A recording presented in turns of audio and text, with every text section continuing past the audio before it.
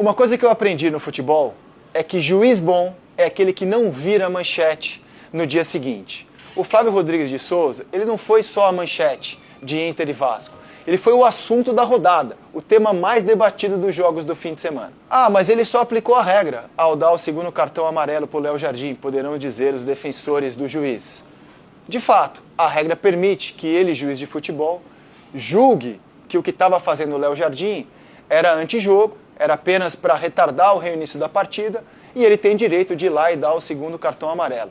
Mas a regra também dá elementos ao árbitro para que ele permita que o goleiro sempre seja atendido, que ele, árbitro, não julgue a dor ou a intenção do goleiro e sempre permita o atendimento médico. Então a regra dava os dois caminhos para o árbitro, e ele optou por um deles, na minha opinião, pouco sabiamente. Até porque, naquela mesma partida, quando estava 0 a 0, as imagens mostram isso claramente, o Rocher se joga pedindo atendimento para que o Roger Machado pudesse reorganizar o time do Inter. O jogo não tinha 30 minutos ainda, o Vasco dava um baile e aquilo aconteceu no mesmo jogo. Só que o Flávio se irritou com o Léo Jardim, não se irritou com o Rocher quando estava 0 a 0 e puniu apenas o goleiro do Vasco. Nenhum juiz de futebol consegue aplicar a regra 100% do tempo, do primeiro ao último minuto de um jogo. Isso é humanamente impossível.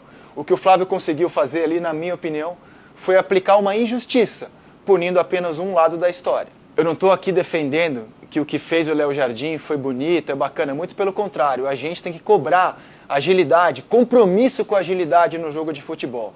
Mas não é a atitude do Flávio, na minha opinião, que vai provocar isso. A gente aqui, brasileiro, cobrou que o Júlio César tivesse feito a mesma coisa quando a Alemanha abriu 3 a 0 no fatídico 7 a 1 de 2014.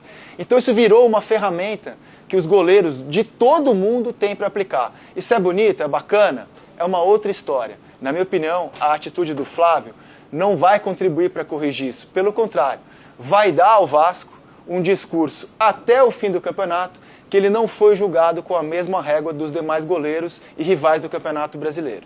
E sorte do Flávio que o técnico do time carioca não é o Luiz Felipe Scolari. Porque se fosse, na segunda-feira, o Léo Jardim apareceria engessado do pé ao pescoço para demonstrar que o que aconteceu domingo foi gravíssimo, uma dor. Como o técnico do Vasco é o cordato Fernando Diniz, o Vasco conseguiu um diagnóstico, submeteu o Léo a exames e mostra que o Léo tem hematomas, como aliás quase todo mundo que entra num jogo de futebol está sujeito a sair de uma partida com hematomas. Mas eu não sou médico, eu não vou julgar aqui o exame e nem o diagnóstico do Léo Jardim. Eu sou jornalista e como jornalista eu constato que, infelizmente, o árbitro tomou uma decisão que transformou ele em protagonista da rodada. E a gente está debatendo o assunto até hoje, 2 dias depois, e no meu entendimento ainda vamos debater esse lance por um bom tempo. Porque o Vasco agora tem um argumento, inclusive documentado, para chamar de dele até o fim do campeonato.